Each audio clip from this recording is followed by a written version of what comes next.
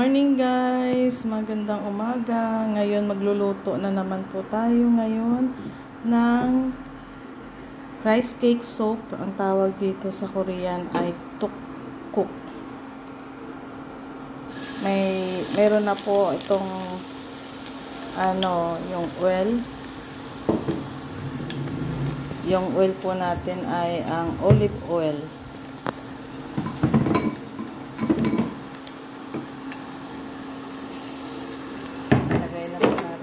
Masyado na po mainit.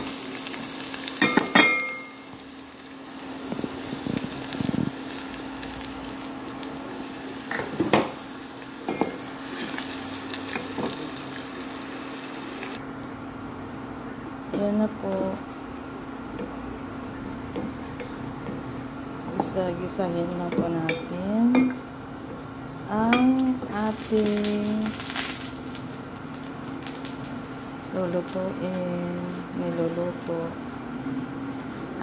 niluluto. Lalagyan po natin ng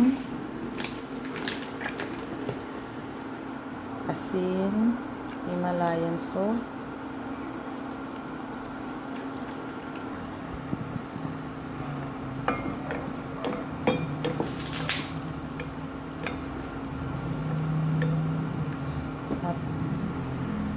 at lalagyan po natin ng tasida.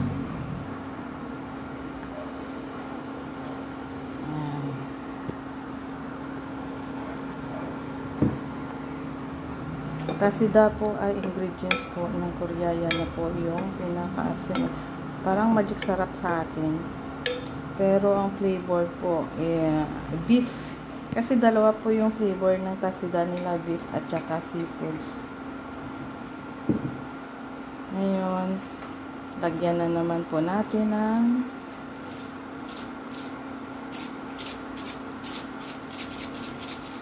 paminta. Yung paminta ko nga po pala, ano siya, crack. Hindi po siya pure na pino. Kaya, okay naman po yan. Hintayin po natin na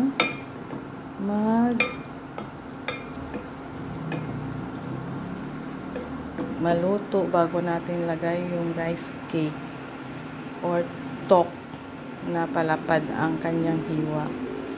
Kaya wait lang po ng konti.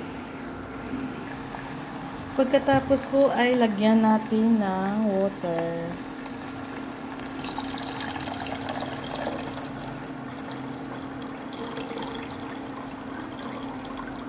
Yan.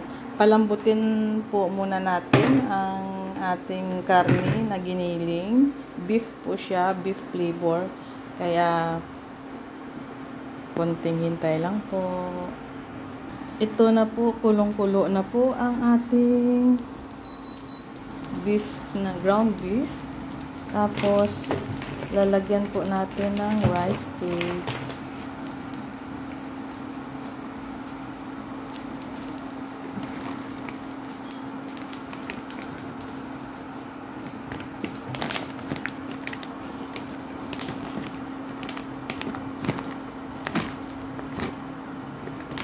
Sandali po.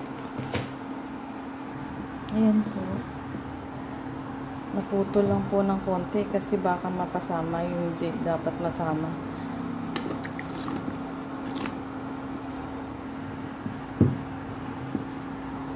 Ayan. Halo-haloin lang po natin.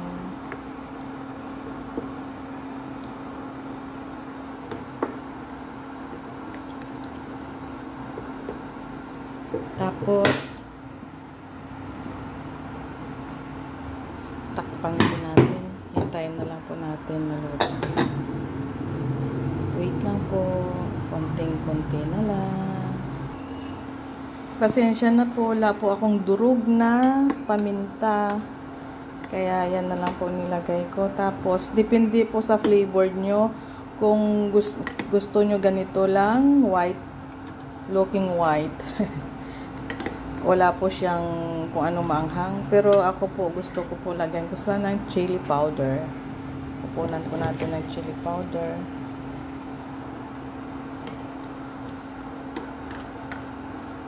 Yan. Konting kulo na lang po at pwede na po natin siyang kunin. At matatapos na po siya konti. Ito na po siya ngayon. Maluluto na po ang ating tteokguk. Rice cake soup po siya. Ngayon, bago po natin siya tanggalin sa apoy ay gusto ko po siyang lagyan ng mozzarella cheese.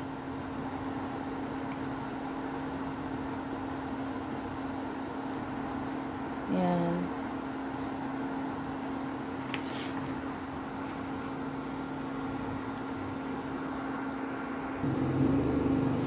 At tanggalin na po natin siya sa apoy.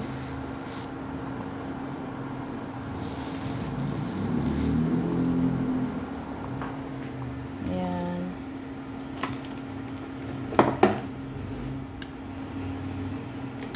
Yan, masarap po yan kasi may mozzarella cheese.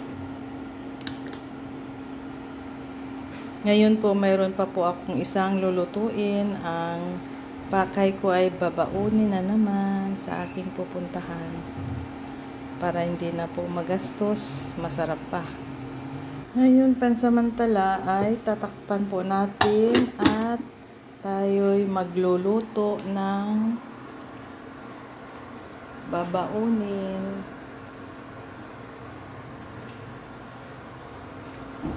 May mantika na po ito. Yung olive oil. Lagay po natin ang sibuyas.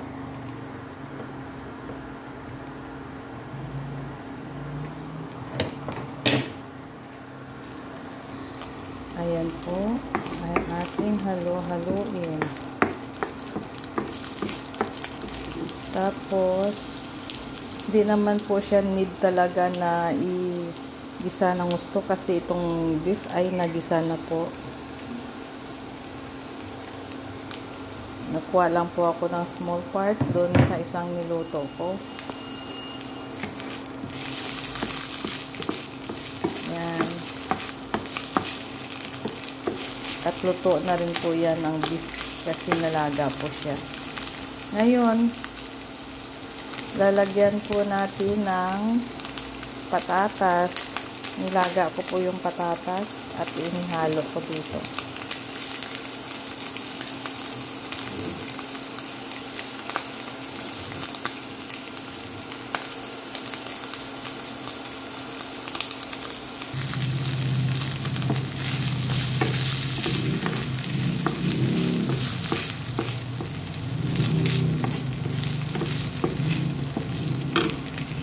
Wait na po. Iinitin po muna natin ang wrapper bago natin ituloy ang ating ginigisa para masarap po. Mainit po itong ating wrapper.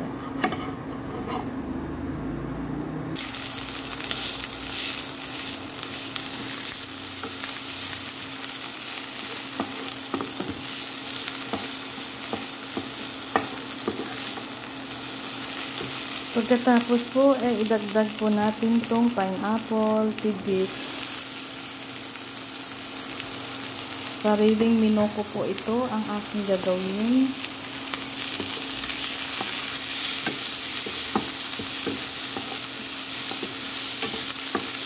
Para hindi naman po madaig ang meat. Para healthy din po tayo.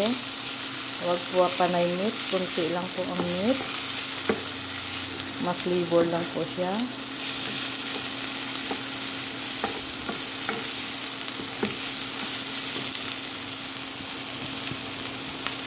Pagkatapos po, lalagyan din po natin ng mozzarella cheese.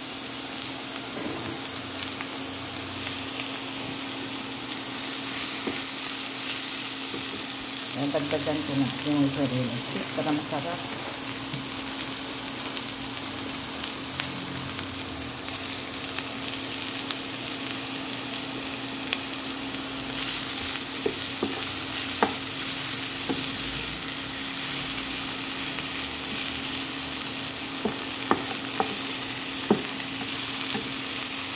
Ayan na po, patay na natin ang ating apoy dahil may melty na po ang mozzarella cheese natin.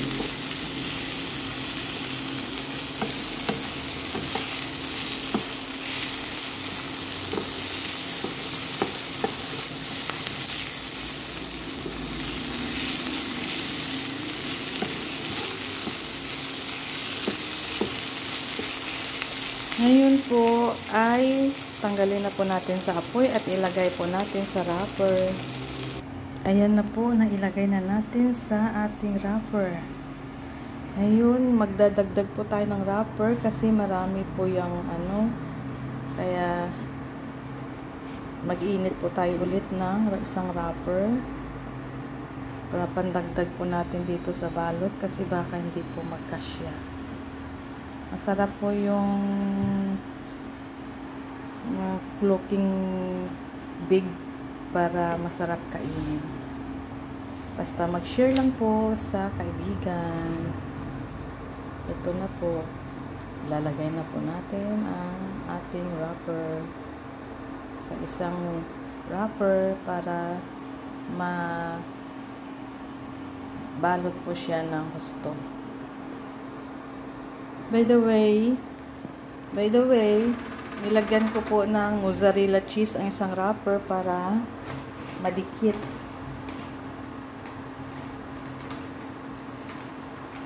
Mamaya, para lalong masarap. Hindi po ba? Yan. Wait lang po. Ayan na po siya.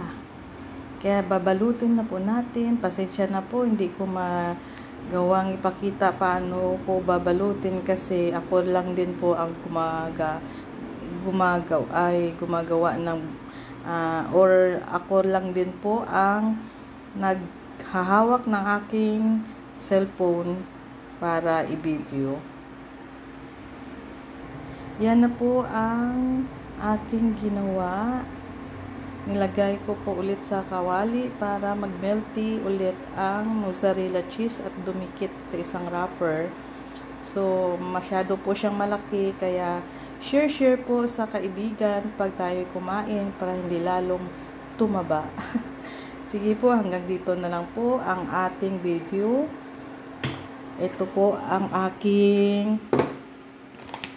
unang nalutong rice cake soap. Tukok, kung baga tukok. Ngayon, ito po ang pangalawa kong luto dahil ito po ang babaunin. Kaya hanggang dito na lang po. Please share and subscribe. Magandang umaga po ulit sa lahat. Bye-bye.